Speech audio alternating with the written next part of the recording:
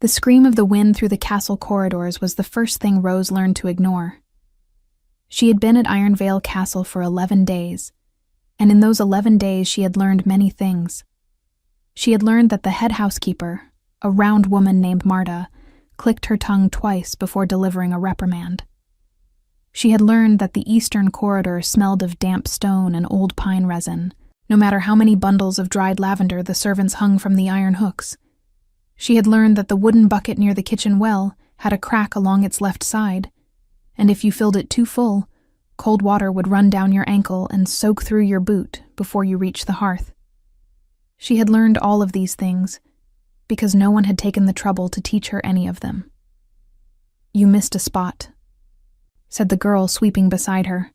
A small, pale creature named Delia, barely 17, with nervous eyes and flour perpetually dusted along her collar. She pointed with the tip of her broom at a dark smear near the base of the stone wall. Rose looked at it. Then she knelt, dipped her rag into the bucket, carefully to avoid the crack, and scrubbed. "You don't argue," Delia observed. "No," Rose agreed. "Most new ones argue, at least the first week." Rose wrung the rag out over the bucket and moved to the next stretch of floor. She was 23 years old. With dark auburn hair she kept plaited tightly behind her head, and hands that were already red and rough from the cold water and the lye soap. She had arrived at Ironvale Castle with a single canvas sack, a letter of recommendation from a village healer 2 days' ride south, and exactly nothing else. She did not argue because she could not afford to. That was the simple truth of it.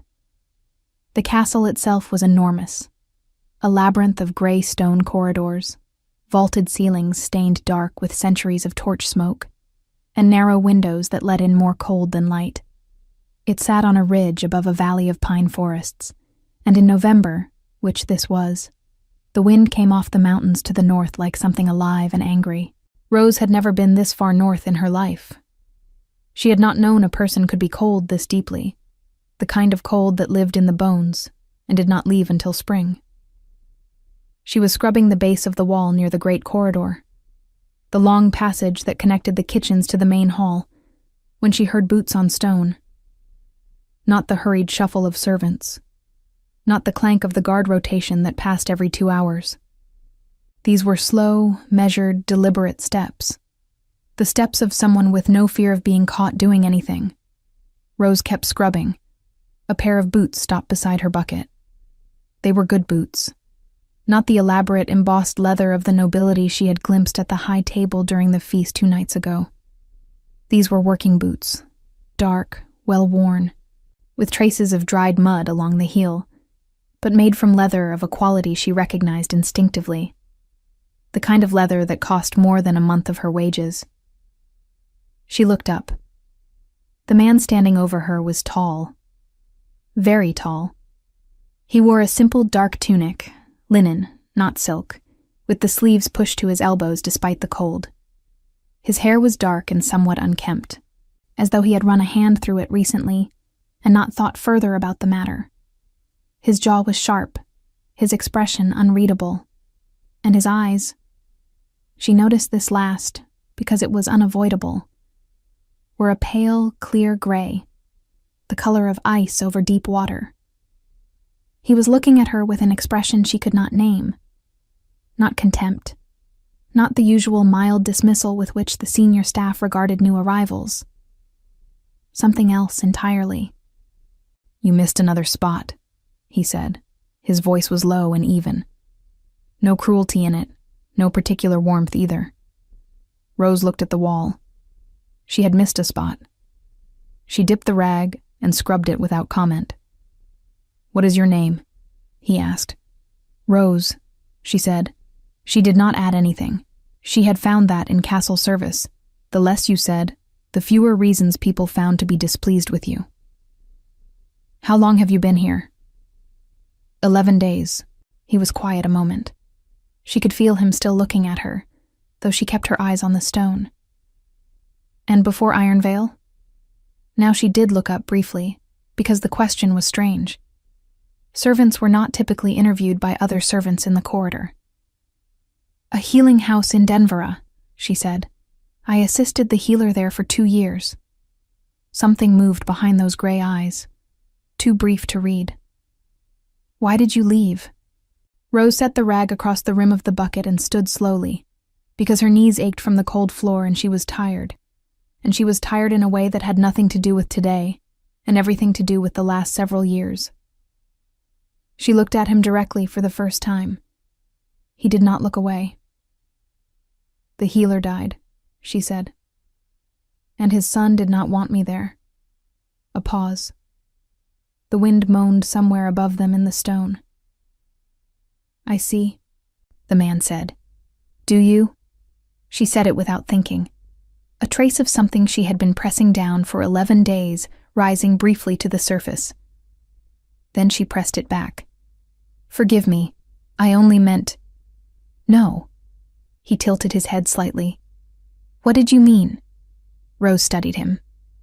He was, she decided, somewhere in his early 30s. There was something about the way he stood. A stillness, a quality of absolute presence, that made the corridor feel smaller without him having moved an inch. He did not look like a servant. But he wore no rank insignia, carried no ledger, bore no key ring at his belt.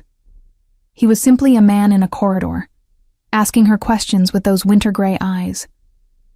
"I meant," she said carefully, "that most people who say I see have not seen anything at all." The silence stretched between them. Then, and this was the thing that stayed with her long after he had gone, he almost smiled. Not quite, just the faintest shift at the corner of his mouth, as though she had surprised him, and he was not a man who was often surprised. "You are right," he said. "I haven't." He picked up her bucket, the cracked one, the one that would have soaked her boot on the way back to the kitchen, and held it out to her with a slight adjustment, tilting it so the crack faced up rather than sideways. "Hold it like this," he said. "It will not spill." Rose stared at him. "Someone should have told you," he added, as though this were a simple, practical observation, and not, as it was, the first act of genuine consideration anyone had shown her since she had arrived. She took the bucket. Their fingers did not touch. The leather of his knuckles was scarred in a way she noticed, briefly, before she stopped herself from noticing further. He walked away down the corridor without another word. Rose stood there with the bucket, the cold floor beneath her knees, and the wind still screaming somewhere above the stone.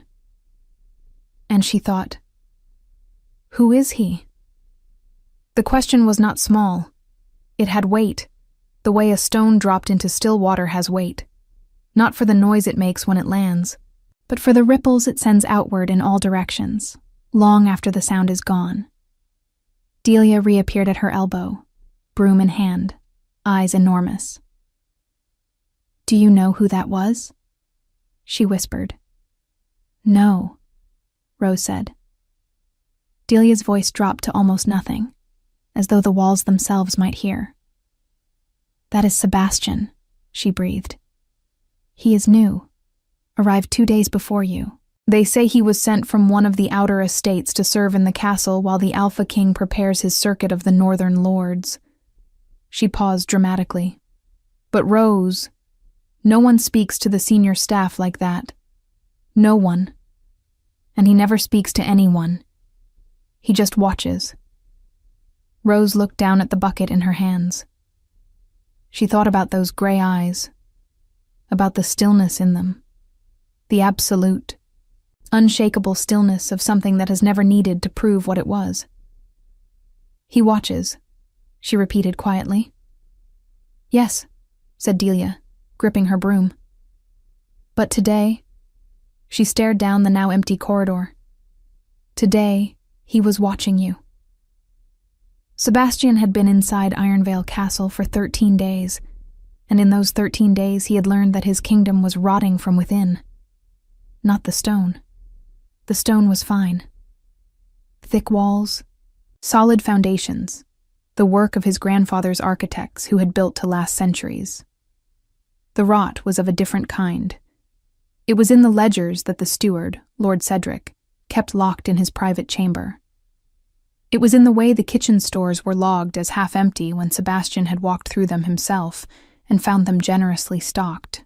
It was in the fearful silence of the servants when a certain name was mentioned, the name of Cedric himself, and in the 2 fine rings on the steward's fingers for a man of his stated salary.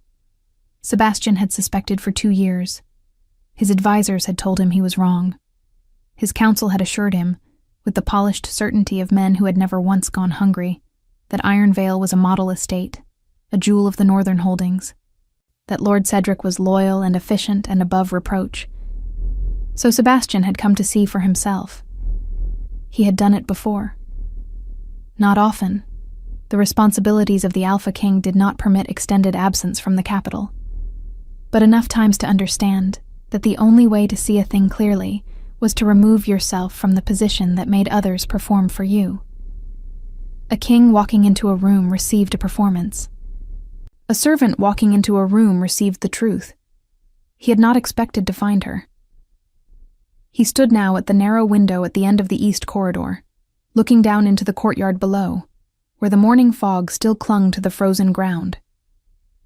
His breath made small clouds against the glass.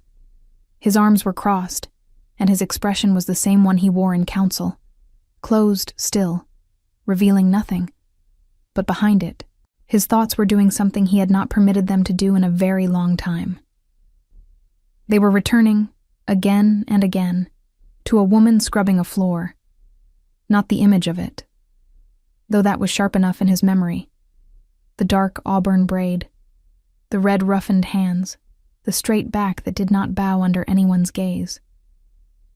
What kept returning was the moment she had looked up at him and said, without hesitation and without malice, "Do you?" Most people who say "I see" have not seen anything at all. He had walked away before the smile could fully form. He had not smiled, truly smiled, not the polished expression of diplomatic warmth, in longer than he could accurately calculate. She had surprised him. No one surprised him. Below in the courtyard, a cart loaded with timber was being unloaded by 2 men whose breath came in white puffs. A third man, wrapped in a heavy cloak with the castle's insignia on the breast, stood watching without helping. Sebastian's eyes settled on this third man with the automatic, ungentle assessment he applied to everyone, and noted without particular surprise that the man's cloak was new, his boots were new, and he was doing what supervisors in corrupt households always did, standing back and looking important while others worked. He pushed off from the window. He had work to do, the kind of work that did not look like work, which was, in his experience, the most demanding kind. Rose found the problem with the east storeroom before anyone else did, which was how she found trouble before noon. She had been sent to retrieve dried herbs from the upper shelf, thyme and sage for the cook's midday broth, and when she climbed the wooden ladder to reach them, she felt the third rung shift beneath her boot in a way that turned her stomach cold. She tested it carefully. The wood had cracked through nearly halfway, hidden on the underside where no one would see it without looking. She climbed down and went to find someone to report it to. The first person she told was the understeward, a thin young man named Perrin, who looked at her with the expression of someone managing many inconvenient realities simultaneously. "I'll note it," he said, and made a mark on his ledger that she suspected meant nothing. The second person she told was old Marta, the head housekeeper, who clicked her tongue twice, there it was, and said, "These things are handled in due course, girl. Don't fuss." The third person she encountered, turning the corner back toward the kitchen corridor with a bundle of thyme she had retrieved from a lower shelf, was Sebastian. He was carrying a length of rope over one shoulder and a wooden toolbox that looked heavy enough to require both hands, though he carried it with one. He stopped when he saw her expression. "What is it?" he said. She told him. Directly, without the apology she had automatically added when speaking to Perrin and Marta. He said nothing for a moment. Then, "Show me." She showed him. He set the toolbox down, examined the rung, not with the cursory glance of a man going through the motions, but with the careful, thorough attention of someone for whom details genuinely mattered, and said, "This has been cracked for weeks. See the discoloration along the break?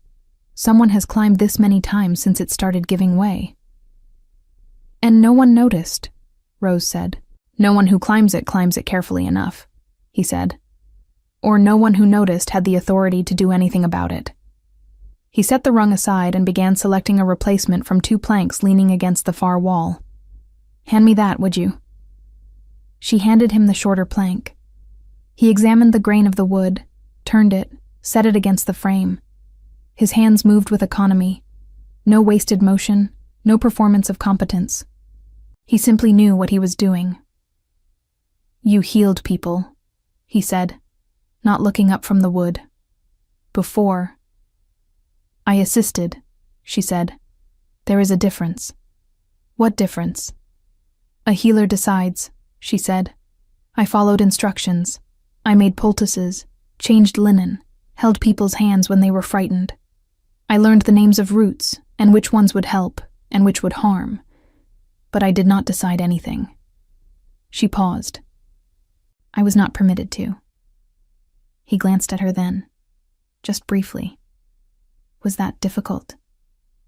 The question arrived with unexpected precision, the way his observations seemed to, aimed at exactly the thing she had not quite said aloud. She considered deflecting. She did not. "Yes," she said. He nodded, as though she had confirmed something. Then he returned to the rung, fitting it into place with the focused patience of a man accustomed to doing things properly on the first attempt. "Why did you come so far north?" he asked. "For a servant's position. There are households closer to Denvara." Rose watched his hands on the wood. "The closer ones were not hiring," she said. It was not the full truth. It was the part of the truth that did not require her to explain the rest. He seemed to know it was not the full truth. He did not push.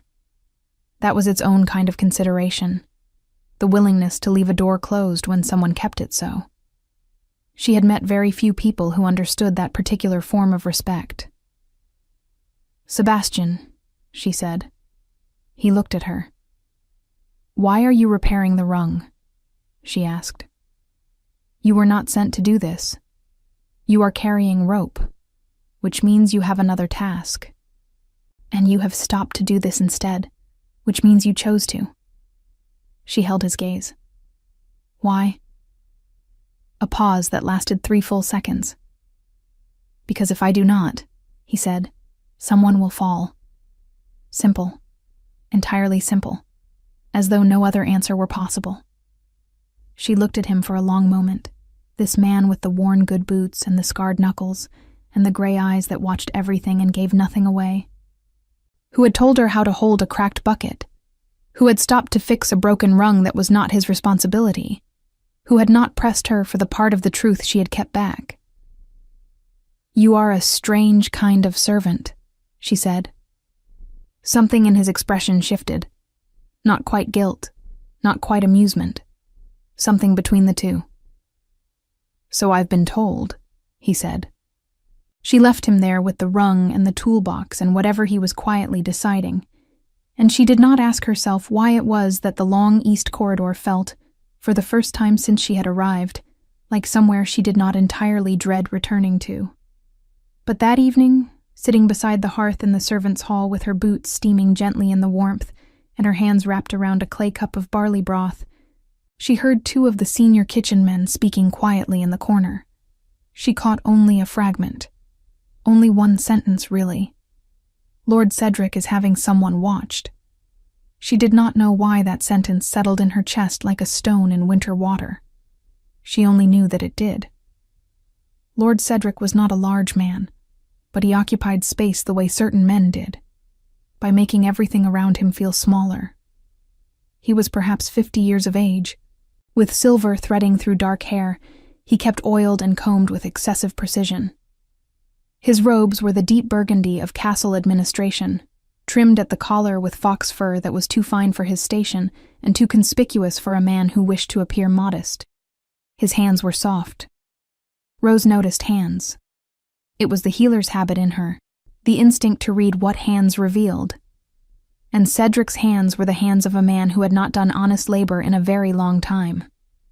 She noticed all of this in the 20 seconds she stood in the doorway of the great hall while he spoke to Perrin, the understeward, who was nodding with the desperate, continuous motion of someone trying to make themselves invisible through agreement. She had come to deliver a message from Marta, something about the linen schedule for the visiting Lord's chambers. And she waited in the doorway because interrupting Lord Cedric was, she had learned, the sort of error that attached itself to you permanently. Cedric had not noticed her yet. He was speaking in a low, precise voice, and though she caught only pieces of it, the pieces were enough. The new man. The one calling himself Sebastian. I want to know where he takes his meals, who he speaks to, and what rooms he enters that are not his assigned. Perrin said something too quiet to hear. I don't care what he was told at the gate, Cedric said. A man arrives from an outer estate with no letter of origin and no lord's seal, and within a fortnight he has already spoken to 3 senior staff members and repaired a rung in the east storeroom that I had not authorized to be repaired. That is not a servant's behavior. A pause. That is someone looking for something. Perrin nodded again. Rose did not move. And the woman, Cedric added. The new one. Rose, I believe. Keep her away from him.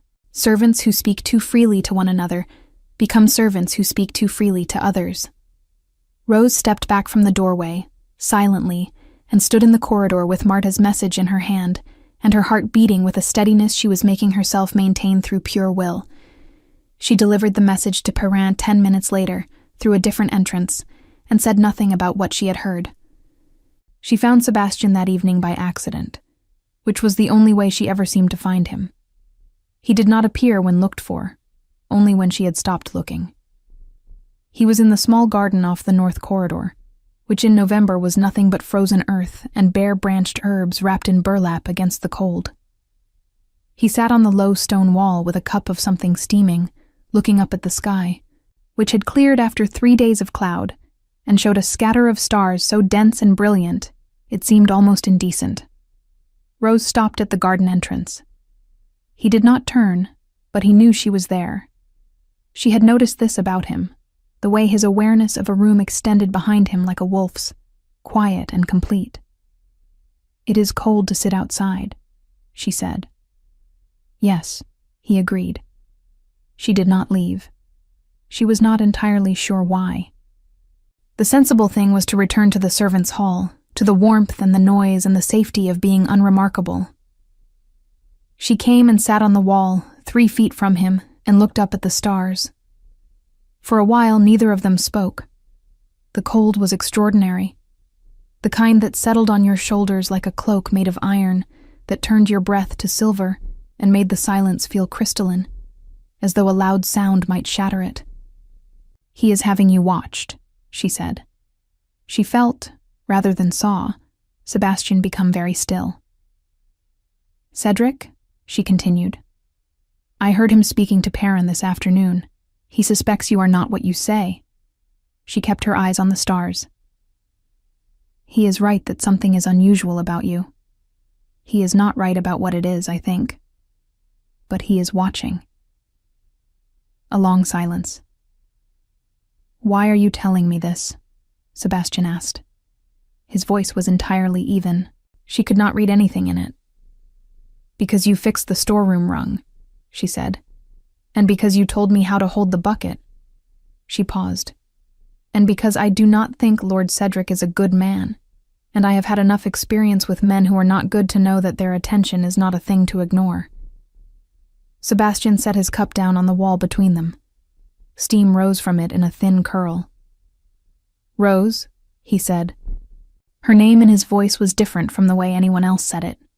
Careful, as though he was weighing it. What do you know about Lord Cedric? Only what I observe, she said. His rings are too fine. His fur trim is too rich. The kitchen stores are logged as lower than they are. I have been in the stores, I know what is there, and the servants speak his name the way people speak the names of things they are afraid of. She finally looked at him. And he does not want you talking to me, which means he believes I am the kind of person who would notice things and tell you about them. A pause. Which I suppose I am. Sebastian looked at her with those winter-gray eyes, and in the starlight something in his expression was different from every other time she had seen him. The careful blankness was still there, but beneath it, visible for just a moment, was something she could only describe as recognition. The expression of a person seeing something they had been hoping to find, and had not allowed themselves to expect. "You are not like most people," he said quietly. "I am exactly like most people," she said. "Most people notice more than they are permitted to say." He was quiet for a moment. Then, unexpectedly, "Tell me what you would do. If you were in a position to address what you see here, the ledgers, the stores, the fear in the servants' voices, what would you do?" It was such a strange question that for a moment she thought she had misheard it. "That is not a question for a servant," she said carefully. "I am not asking as anyone's lord," he said. "I am asking as someone who wants to know what you think." Rose looked at the frozen garden, the wrapped herbs, the bare branches. She thought about the healer she had served for 2 years, who had made every decision and left her none. She thought about what it felt like to know the answer and have no one ask for it. "I would begin with the people," she said at last. "Not the ledgers. Ledgers can be falsified. People cannot, not entirely. I would speak to the servants who have been here longest, the ones who know how things were before Cedric arrived. I would ask them quiet questions over time, not all at once, and I would find out who among the senior staff is frightened of him and who is paid by him, because those are 2 different things, and the difference matters." Silence.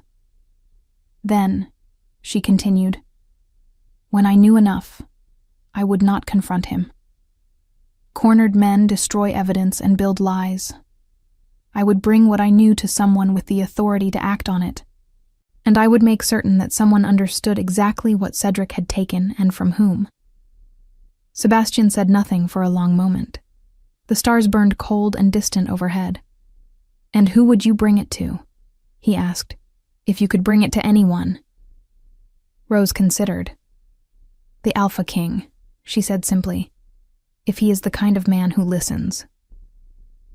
The pause that followed lasted long enough that she noticed it. "And if he is not that kind of man?" Sebastian asked. "Then I would find another way," she said. "There is always another way. It is slower and harder, and it costs more, but there is always one." Sebastian picked up his cup. He looked into it for a moment rather than at her. "I hope you never need the harder way," he said quietly. "So do I," she agreed. She stood, because the cold had finally won its argument with her body, and her fingers were losing sensation inside her gloves. She pulled her cloak tighter and turned to go. "Rose." She stopped. "Be careful," he said.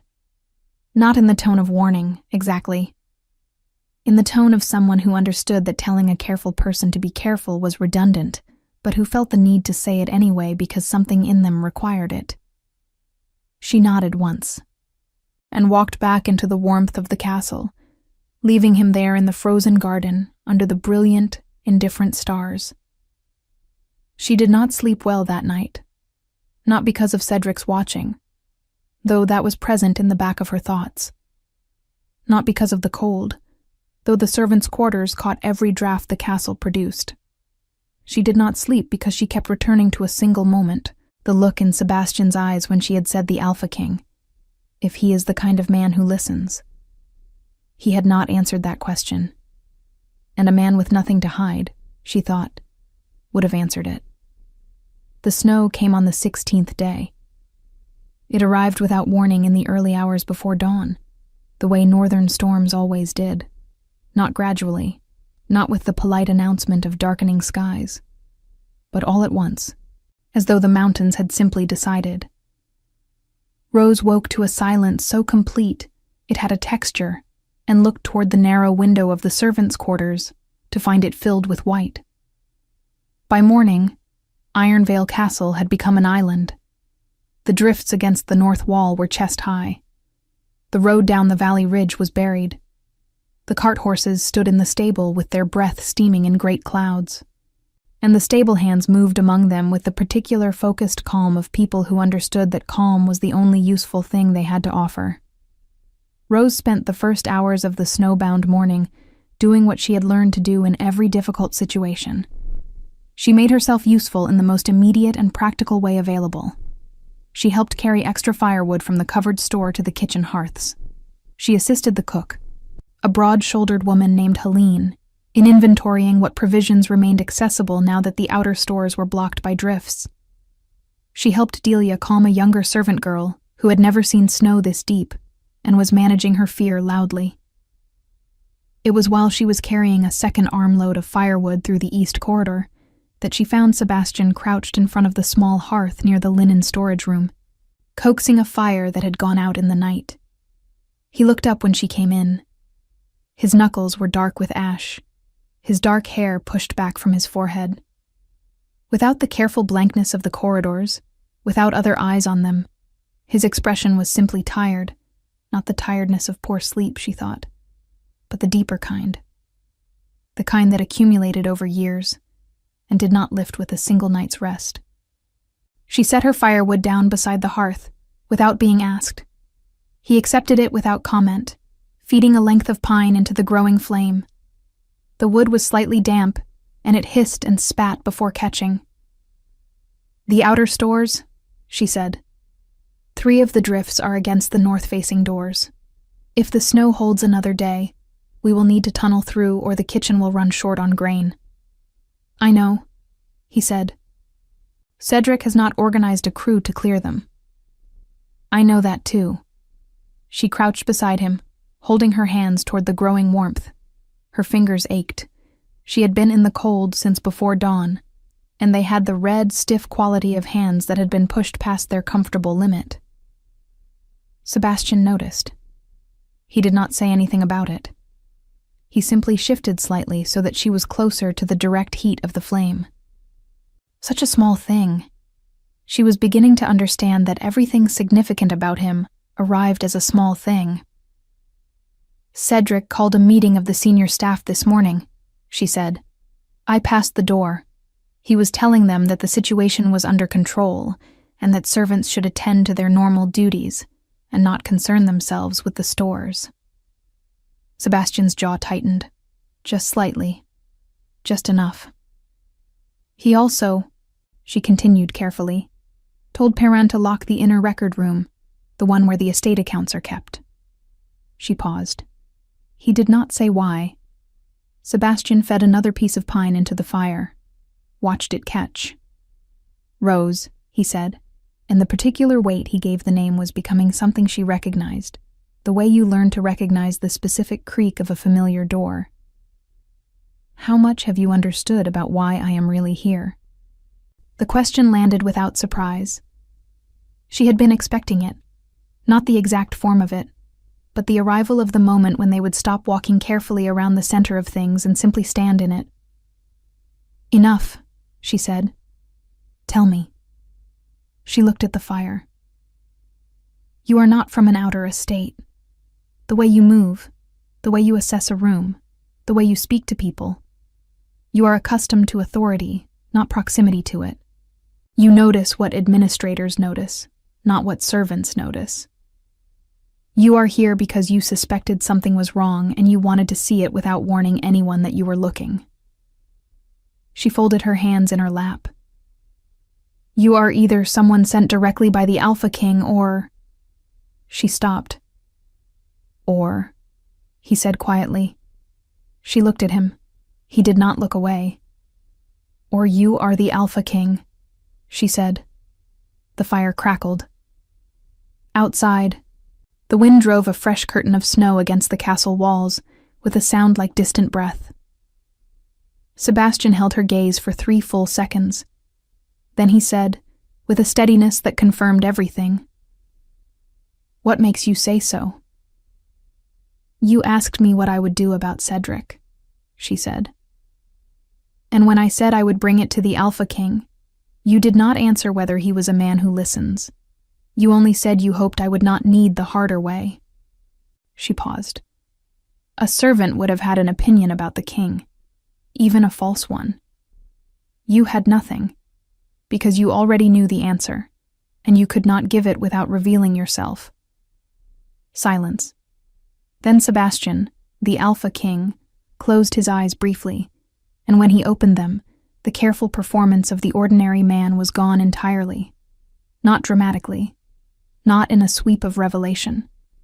It simply lifted, the way fog lifts when the sun finally clears the ridge, and what was beneath it was the same face, the same gray eyes, the same worn boots and ash-darkened hands, but held differently now, with the particular gravity of a man who carried something enormous and had learned to carry it quietly.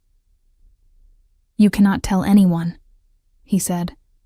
"Not a command, a request." "I know," she said. "Cedric is more dangerous than he appears. He has men among the guards. I have confirmed 2, possibly 3. If he discovers what I am before I have enough to remove him cleanly, he will destroy the records and disappear, and everything he has taken from this estate and these people will disappear with him." "How long do you need?" she asked. He looked at her with an expression she had not seen on him before. Something open. Something that had not been carefully arranged in advance. "The record room," he said. "If I can access it before he moves the documents, I will have what I need. But he has locked it, and my access to that wing as a servant is limited without raising notice." Rose was quiet for a moment. "I have access," she said. He stilled. "Marta sends me to that wing every 3rd morning to collect the household linen for washing," she said. "No one remarks on my presence there. And the door to the record room shares a wall with the linen cupboard." She met his eyes.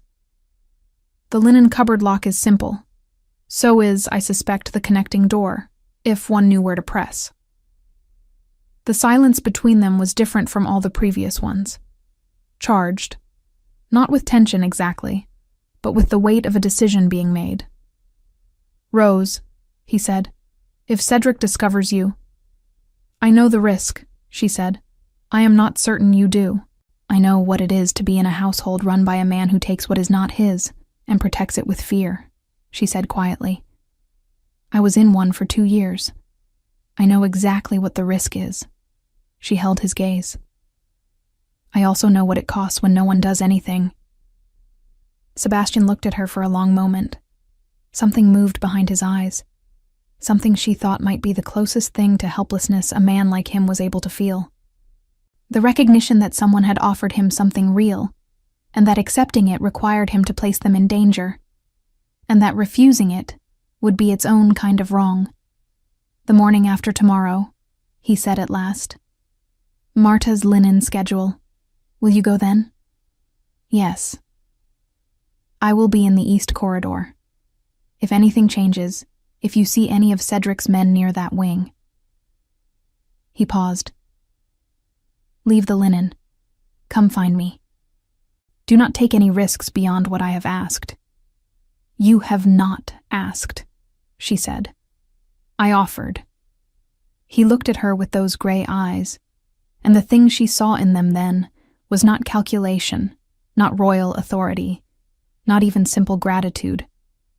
It was something quieter and more fundamental. The expression of someone who had been trying, for a very long time, to determine whether particular things existed in the world. Honesty without agenda. Courage without performance. Goodness without expectation of reward. And had just received, in the most unlikely of corridors, in the most unlikely of snowstorms, a definitive answer. "Why?" he asked. Just that, the simplest question. Rose stood, smoothing her apron, and looked down at him still crouched by the fire, with ash on his hands, and exhaustion under his eyes, and the weight of a kingdom somewhere beneath the worn linen of his tunic. Because someone should, she said. And she left him there with the warmth and the crackling pine, and the howling white world beyond the walls, and behind her she heard nothing. No movement, no response. Only the fire, steady and certain, doing what fires do. The morning of the third day after the snow, Rose woke before the bell. She lay still for a moment in the dark of the servants' quarters, listening to the breathing of the other women around her. Delia curled on her side, 2 kitchen girls back to back for warmth, and she thought, with great clarity, this is the day something breaks, one way or another. She dressed carefully. Dark wool dress, sturdy boots, the gray linen apron that marked her as Marta's linen girl. She braided her auburn hair tightly. She folded the emptiness in her chest, the fear, the doubt, the voice that said you are a servant and this is not your war. And she set it aside the way she had learned to set aside pain when there was work to be done. She collected the linen basket from the hall cupboard. She walked the east corridor as she always did, nodding to the 2 servants she passed. Unremarkable. Unhurried. Sebastian was at the far end of the corridor, carrying a length of rope he did not need, exactly where he had said he would be. Their eyes met briefly. Nothing else passed between them. Nothing else was needed. She turned into the north wing. The linen cupboard was cold and close, and smelled of lavender oil and old wood.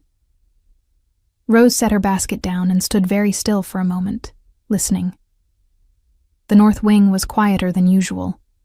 The snowbound castle had compressed everyone toward the kitchens and the great hall, toward warmth and light and the company of others. She pressed her hand flat against the shared wall, stone on her left, and then, there, just past the shelving, the wooden partition that separated the cupboard from the record room's side passage. Sebastian had described it from memory. A door framed into the partition, used historically by the estate's head clerk and never formally locked because no one had thought to, because no one had imagined anyone would come through the linen side. She felt along the wood until she found the seam. Pressed. The door gave with a soft, dry sound of old hinges, and the smell of the record room reached her. Dust and ink, and the particular cold of a room where a fire was never lit. She slipped through. The record room was long and narrow, lined floor to ceiling with wooden shelving, each shelf crowded with bound ledgers and rolled documents tied with ribbon or cord. A single window, frosted over, let in a flat gray light that was just barely enough. A large oak table dominated the center, and on it, in an arrangement that told its own story, sat 4 leather-bound ledgers stacked separately from the rest, newer than the others, their covers unmarked. Rose stood for 3 heartbeats. Then she moved to the table. She was not a scholar, but she had spent 2 years in a healer's house, recording patient histories, logging the movement of medicines and coin. She could read numbers. She could read what numbers meant when they stopped making sense. She opened the first ledger. She understood within 4 pages. The scale of it, the sheer, systematic scale, turned her stomach cold. Grain reported as spoiled and sold to neighboring villages at loss, when the castle stores showed no such spoilage. Timber reported as used in castle repairs that, by her own count of the corridors and rooms, had never been made. Wages recorded for servants who did not exist. Page after page, year after year, in Cedric's precise, oiled handwriting. She did not take the ledgers. Sebastian had been clear. Take nothing, disturb nothing, confirm what is there. She was memorizing the page numbers, the dates, the specific entries, the kind of methodical storage of detail she had practiced in the healing house, when she heard the footstep, not in the corridor, in the cupboard. She closed the ledger silently and pressed herself against the shelving beside the window. Her heart was loud in her own ears, but her hands were steady. Steady. Be steady. The partition door swung open. Lord Cedric stepped into the record room. He was not alone. Behind him came one of the castle guards, a broad man with a broken nose whom she had seen twice near the steward's quarters, and noted without knowing why. The guard carried a torch that filled the room with jumping orange light and made the shadows dramatic and wrong. Cedric stopped. He saw her. The silence lasted exactly as long as it took his face to rearrange itself from surprise to something cold and deliberate. "The linen girl," he said softly. Rose did not move from the shelving. "My lord," she said. Her voice was even. She was proud of it, the evenness. "How interesting," Cedric said, walking forward slowly, "that the linen cupboard has delivered you here." His eyes moved to the table, to the ledgers, back to her. "What have you seen?" "Nothing, my lord," she said. "I came through the wrong door in the dark." "Did you?" He stopped 3 feet from her. His soft hands were clasped before him. His fox fur collar looked absurd and obscene in the cold room. "And yet you are standing beside my private records, and not beside any linen." "My lord." "Take her," he said to the guard. The guard moved, and the partition door came open again. Sebastian walked through it. He walked through it the way water breaks through a dam, not with noise or violence, but with an absolute, unstoppable pressure that made the guard stop mid-step, as though he had walked into a wall of cold air. Sebastian did not run. He did not reach for a weapon. He simply entered the room, and the room changed. He looked at Cedric, and Cedric, who was not a foolish man, looked back at Sebastian, and whatever he saw in those winter-gray eyes in that moment made the color leave his face with the totality of a candle being snuffed. "You," Cedric said, very quietly. "Yes," Sebastian said, a silence that had the quality of a held breath, the moment before something falls. "My king," Cedric said. The words came out hollow, scraped clean of everything. Arrogance, calculation, performance. Just the sound of a man arriving at the end of a road he had chosen. Sebastian's eyes moved to Rose. One look. Quick, complete, taking in her steadiness, her position, the closed ledger. Confirming what he needed to confirm. Then back to Cedric. "Step away from her," he said. Cedric stepped away. Epilogue. What remains? They removed Cedric from Ironvale Castle 3 days later, when the road down the ridge had been cleared enough for horses. He went with 2 of the king's personal guard, men Sebastian had sent for by royal messenger the morning after the record room, in chains that were not visible from the outside but were no less real for that. He went without his fox fur collar, which had been taken as evidence along with the 4 ledgers. Perrin, the under-steward, was pale and sleepless for 2 days, then was quietly informed that he was not believed to be a willing participant in the fraud, only a frightened one, and that his cooperation in the full accounting would be noted. He wept with the particular abandon of someone who had been holding himself together by pure tension for a very long time. The guard with the broken nose was escorted out by different means and did not return. Marta, who had known more than she had said, but had been afraid to say it, spent a long night in the great hall speaking with Sebastian, and came out in the morning looking as though she had set down something she had been carrying for years. She clicked her tongue only once during the remainder of the week, which Rose counted as a significant improvement. Sebastian remained at Ironvale for another 10 days, during which the castle's actual function was quietly assessed, the correct numbers restored to the ledgers. Wages owed to servants for work never properly recorded were formally acknowledged, and the grain stores were logged accurately for the first time in 4 years. He did not tell the household who he was. Not formally. He did not need to. Ironvale Castle was a community of people who noticed things, and they had been noticing Sebastian since the first day. The knowledge moved through the castle, the way warmth moves through stone, slowly, from contact, until every surface held it. Rose continued her duties. She collected linen. She carried firewood. She helped Helene in the kitchen on the mornings when the cook's hands were stiff from cold. She sat with Delia in the evenings and taught her the names of the herbs in the frozen garden and which ones would help and which ones would harm, because Delia wanted to learn, and Rose found for the first time in years that teaching was something she had not known she missed. On the 9th of those 10 days, Sebastian found her in the garden, not by accident. She understood that now. It had perhaps never been by accident.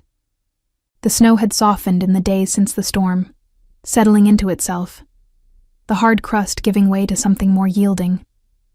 The pine branches above the garden held snow in great white cushions that fell in clumps when the wind moved through, and the sky was the pale gold of winter afternoon. He stood at the garden entrance and looked at her the way he had looked at the ledgers, with the thorough, careful attention of someone for whom details mattered. "I am returning to the capital in the morning," he said. She had known it was coming. Knowing did not make it simple. "The estate is in better hands now," she said. "Yes." He came and stood beside her. Not the 3 feet of previous conversations, closer. "Rose, there is a position at the capital." He paused, choosing words with the deliberate care she had come to recognize as his version of honesty. "Not in service. I have spoken with my head healer, who is in need of someone with your knowledge of root medicines and patient care. It is a proper position, with authority to make decisions, not merely follow them." A pause. "If you want it." She looked at him. The winter light caught the gray of his eyes and made them, for a moment, almost warm. "That is a position you have created," she said quietly. "The need is real," he said. The healer confirmed it. "Sebastian." He met her gaze directly. "Yes, I shaped the opportunity. I will not pretend otherwise." Something in his expression was unguarded in the way she had only seen once before, in the cold of the East Corridor, when she had said because someone should. "I am asking you to come because I believe it would be good for the people who need healing. I am also asking because—" He stopped. "Because?" she said softly. "Because I have been in this castle for nearly a month," he said. "And in that time I have met one person who told me the truth without wanting something for it, who acted with courage without calling it courage, who saw clearly without pretending not to." He was quiet for a moment. "I did not want to leave without asking." The garden was very still. A clump of snow fell from a pine branch with a soft, definitive sound. Rose looked at the bare herb stems wrapped in their burlap against the cold. She thought about Denvera, and the healer's house, and 2 years of knowing the answer and having no one ask for it. She thought about cracked buckets and broken rungs and a man in a corridor who had taken notice of things because they mattered, not because someone required him to. She thought about what it felt like to be asked. "I will need to speak to Marta," she said, "about arranging a replacement for my duties here." Sebastian's breath came out slowly. "Of course," he said. And the corner of his mouth shifted, just as it had on the very first day, in the very first corridor. Not quite a smile. Almost. She looked at him and allowed for the first time that the almost was enough. More than enough. The morning Sebastian left Ironvale Castle, the sky was the deep, clear blue that comes only after long snow, the kind of blue that made the world look newly made. The horse's breath steamed in long trails, and the courtyard stone rang hard and clean underfoot. Rose rode in the second cart, beside a trunk containing everything she owned, which was still not very much. Her auburn hair was braided. Her hands were warmer than they had been in weeks. Delia stood at the courtyard entrance and wept freely in the way of the very young, who have not yet learned to do it quietly. Rose pressed her hand once, briefly, and promised to write, by letter, by messenger, as the world required. Delia nodded and wept regardless, because that was Delia. Marta stood behind her with her arms folded and her expression entirely composed. She clicked her tongue once. Then she said very quietly, so that only Rose could hear, "Don't waste it, girl." Rose looked at her. "Eyes like those don't come along every winter," Marta said, and turned back toward the castle with the finality of a woman who has said her complete piece. The cart moved. The castle gates opened. The road wound down through the pine valley, snow piled deep on either side, the trees enormous and silent and laden with white. Sebastian rode at the front of the column, and he did not look back. But once, just once, when the road curved and the column bent, and the geometry of it brought him briefly into her line of sight. Rose saw him glance toward the second cart, just briefly, just enough. She looked forward, at the pine forest and the long road south, at the pale gold light coming through the trees, at the world opening ahead of her like something she had earned the right to enter. She was 23 years old, with rough hands and a quiet way, and a great deal more knowledge than she had ever been asked to use. She was not afraid. For the first time in a very long time, she was simply not afraid. And that, more than castles, more than titles, more than anything the road ahead might hold, felt like the beginning of something real.